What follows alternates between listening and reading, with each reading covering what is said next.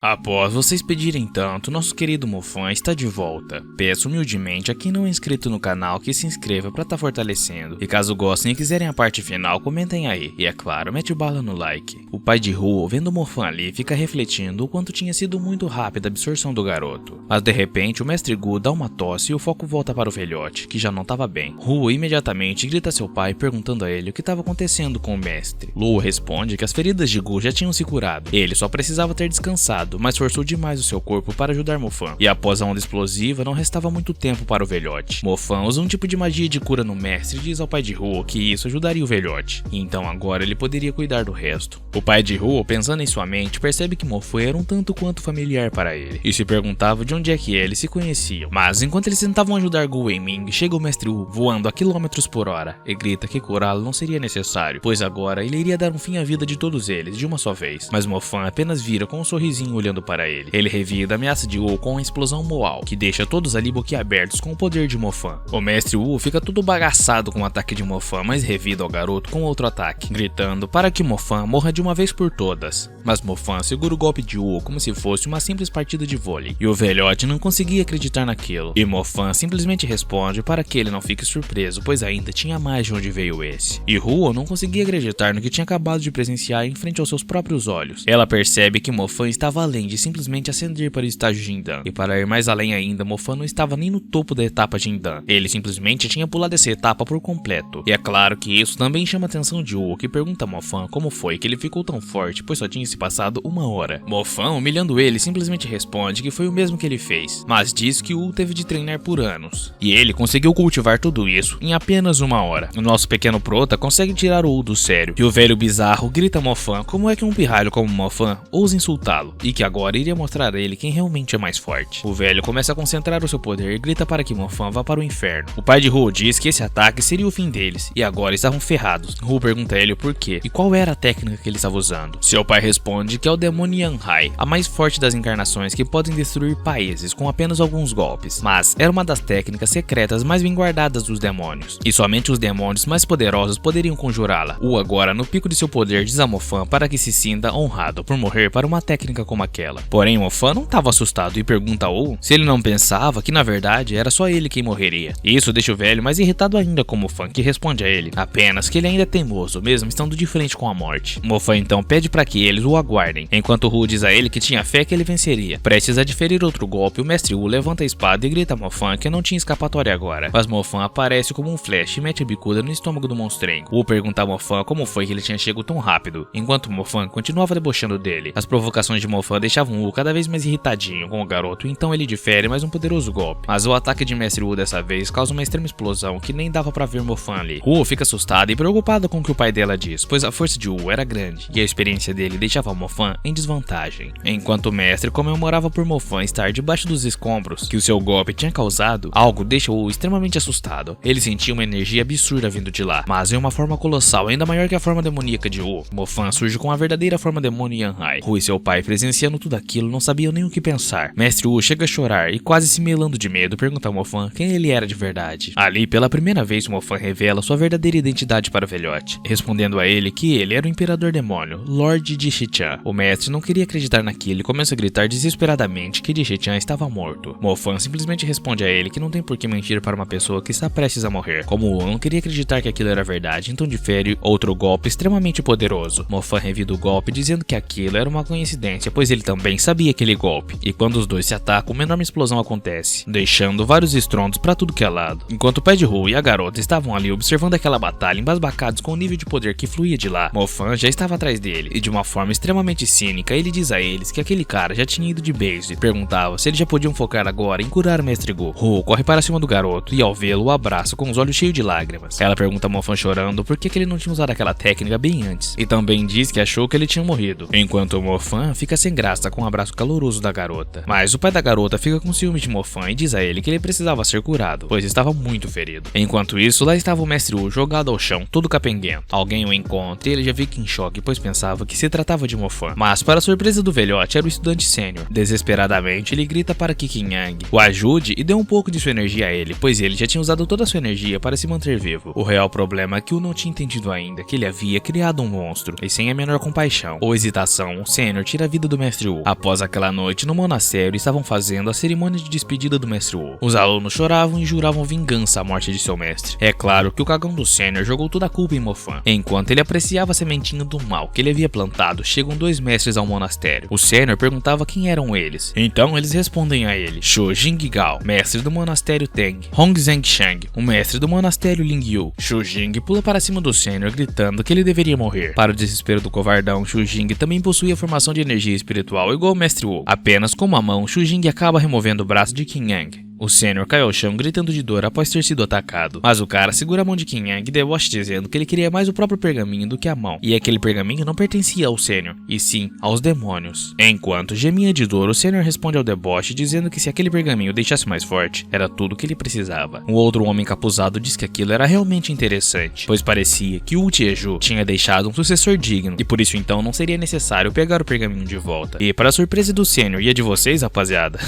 e também a minha, o rapaz de capuz era ninguém menos ninguém mais do que o herói, Jiao Mu, o braço direito do Lorde de Shichian que tinha o traído. E com outro golpe, mas agora por Jiao Mu, ele faz algo com o braço de Qin Yang. Jiao havia usado a energia espiritual para curar o braço de Qin Yang, enquanto ele ficava embasbacado, pois somente Elite era capaz de usar a energia dessa forma. Jiao Mu então responde que ele apenas tinha estabilizado o braço de Qin Yang e que se curaria somente com o tempo, mas agora ele precisava saber onde é que estava o Mofan. O Sênior se curva morrendo de medo e pede desculpas e responde Jiao que não sabia para onde eles tinham ido, mas estava faltando isso insuportável aparecer, né? Lu aparece e diz a eles que estavam indo para o Monte Fuxian. Infelizmente era exatamente para onde eles realmente estavam indo. E Mofan e Hu discutiam sobre por que estavam lá. Mofan pensava que Shiriao não estava ali, e isso poderia acabar complicando as coisas. Mofan pede para que Hu espere um momento, pois ele conhecia uma pessoa e ele precisava se encontrar com essa pessoa, e se retira. E é claro que Hu fica desconfiada. O pai de Hu diz a ela que depois de que Mofan sofreu o acidente do penhasco, de repente o seu poder tinha aumentado e ele começou a saber de tudo sobre demônios. E enquanto Hu e seu pai conversavam, chegam 2 homens ali e começam a dizer que Hu parecia uma garota demônio muito suculenta. O pai dela se põe em sua frente e diz aos homens para que escolhessem as palavras deles com cuidado e pede para que vejam bem, pois não havia nenhum demônio ali. O babacão então diz que não ligava para o que eles eram, pois eles estavam ali, então não eram boa gente. Então ordena para que o matem o velho e deixassem a garota para ele. E de repente um feixe de energia ultrapassa ao lado do rapaz explodindo os comparsas. Era Hu que diz a ele para que calasse a boca suja, pois na próxima ela com certeza iria o acertar. Mas o cara insistia em ser nojento e diz a ela que tinha o motivo do porquê ela perderia essa luta. E então Hu e seu pai percebem um real motivo do porquê o babaca tinha dito aquilo. Eles estavam cercados. Eles espancam o pai de Hu e capturam ela. E começam a fazer piadinhas com os dois e debocharem também. Do nada, Mofan surge no meio deles e entra na brincadeira. Mofan pergunta ao cara se eles poderiam fazer tudo o mesmo com aquela garota, e o cara responde que sim. Mas quando o cara pensa melhor e olha para trás, ele vê Mofan, e desesperado pergunta a Mofan de onde é que ele tinha vindo. Quando Hu vê Mofan, ela começa a gritar desesperada para que Mofan os ajudasse. O cara começa a debochar de Mofan e diz que olhando para a cara dele não parecia que ele tinha batalhado alguma vez na vida, mas agora ele ensinaria a Mofan uma boa lição sobre crueldade. Ele diz que o mundo pertence aos fortes, e aqueles como a galera podiam fazer de tudo, e que fracos como Mofan têm apenas o direito de morrer. Eles comemoravam e riam, enquanto o líder deles dizia a Mofan que estavam ali para acabar com qualquer demônio que tivesse sobrevivido à guerra. Mofan então, com um sorrisinho bizarro, diz ao idiota que se ele estava procurando alguns demônios, Mofan iria lhe entregar alguns. Ele aponta para Shiliao e diz ao cara que todos os demônios que tinham sobrevivido estavam ali, e que se ele conseguisse, poderia capturá-los. E Shiliao, vendo tudo aquilo, apenas ombra do que o pançudo tinha falado. O cara já entra em choque na mesma hora. Após a morte do Mestre Wu, os alunos estavam sofrendo muito com aquela situação, mas alguém precisava assumir o manto. Jiao Mu e os mestres ali presentes disseram que Yun Qin Yang se encaixava para essa tarefa. Portanto, ele é quem deveria ser o novo mestre daquele mosteiro. Os alunos perguntavam se Jiao Mu realmente estava ali e quem iria ser o mestre do mosteiro, mas também questionavam que aqueles ali não tinham o direito de nomear ninguém a mestre do mosteiro deles. Jiao Mu diz que é por isso que Yun Qin Yang deveria ser o mestre do mosteiro e que Lu Yu iria ser o vice-mestre do mosteiro. Finaliza perguntando se alguém era contra. Apesar de que alguns alunos eram contra tudo aquilo, nenhum deles tinha coragem para contrariar Jiao Mu. Afinal, ele era o homem que havia derrotado o Lorde de Shichian, juntamente com as 5 seitas. Jiao Mu então olha para Lu Yu e diz agora que ele tem o poder, mas que se ele não encontrasse Mofan,